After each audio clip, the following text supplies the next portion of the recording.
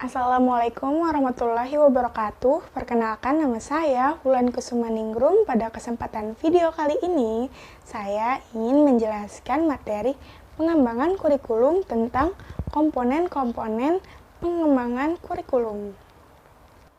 Pengertian kurikulum. Istilah kurikulum digunakan pertama kali pada dunia olahraga pada zaman Yunani kuno yang berasal dari kata curer dan curer.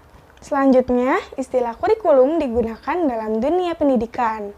Para ahli pendidikan memiliki penafsiran yang sangat berbeda tentang kurikulum. Namun, demikian dalam penafsiran yang berbeda itu, ada juga kesamaannya loh.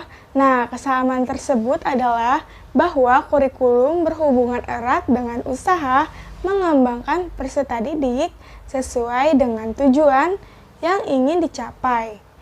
Dari Sanjaya 2008 nomor 3.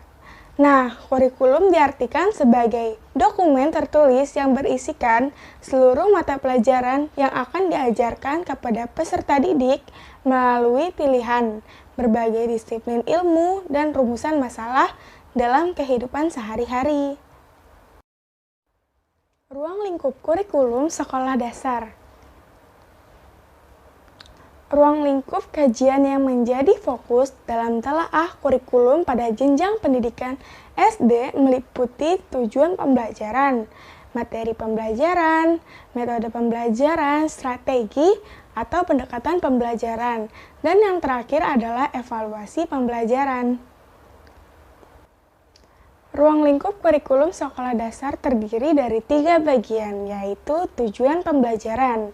Nah, menurut Undang-Undang Nomor 20 Tahun 2003 tentang Sistem Pendidikan Nasional, menyebutkan bahwa kurikulum adalah seperangkat rencana dan pengaturan mengenai tujuan, isi, dan bahan pembelajaran, serta cara yang digunakan sebagai pedoman penyelenggaraan kegiatan pembelajaran untuk mencapai tujuan pendidikan tertentu.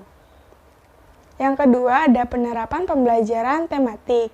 Nah, pada tahap ini, guru melaksanakan rencana pembelajaran yang telah disusun sebelumnya. Jadi, pembelajaran tematik kurikulum pada tahun 2013 ini akan dapat diterapkan dan dilaksanakan dengan baik dan juga perlu didukung oleh laboratorium yang memadai. Laboratorium yang memadai tentunya berisi berbagai sumber belajar yang dibutuhkan bagi pembelajaran di sekolah dasar. Nah, yang ketiga ada evaluasi pembelajaran tematik. Jadi, evaluasi pembelajaran tematik kurikulum 2013 difokuskan pada evaluasi proses dan hasil.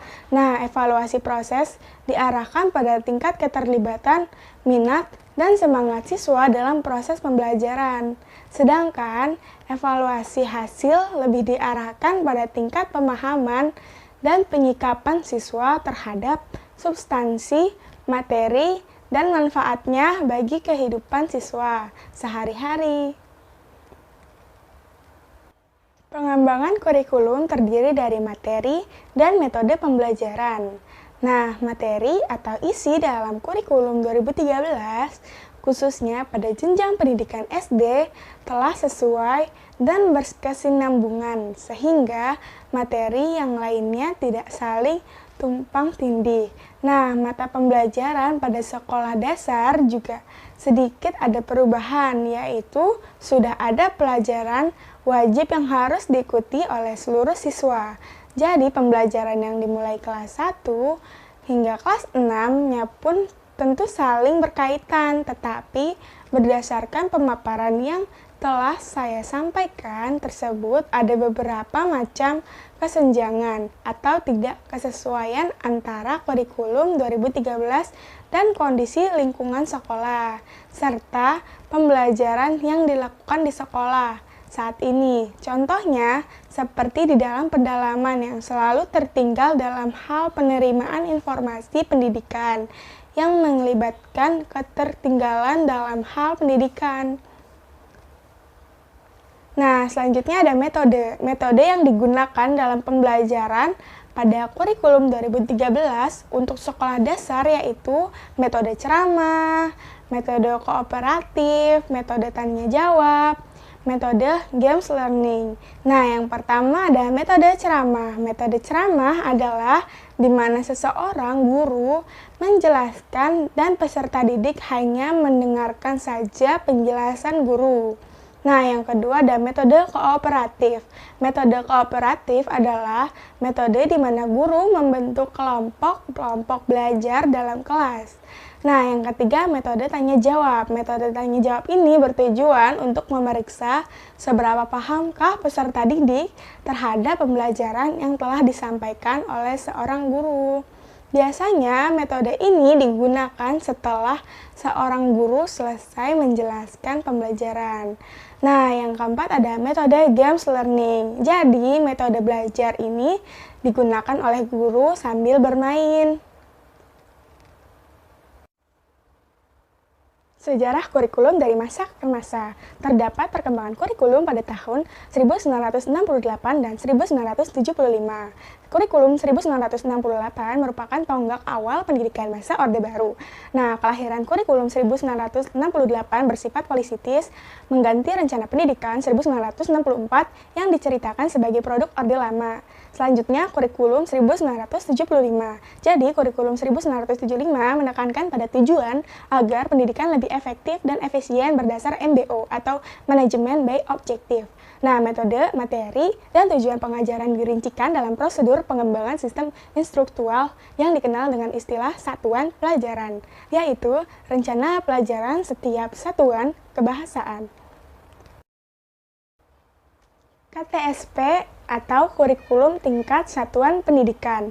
Jadi, kurikulum tingkat satuan pendidikan atau KTSP adalah sebuah kurikulum operasional pendidikan yang disusun oleh dan dilaksanakan di masing-masing satuan pendidikan di Indonesia.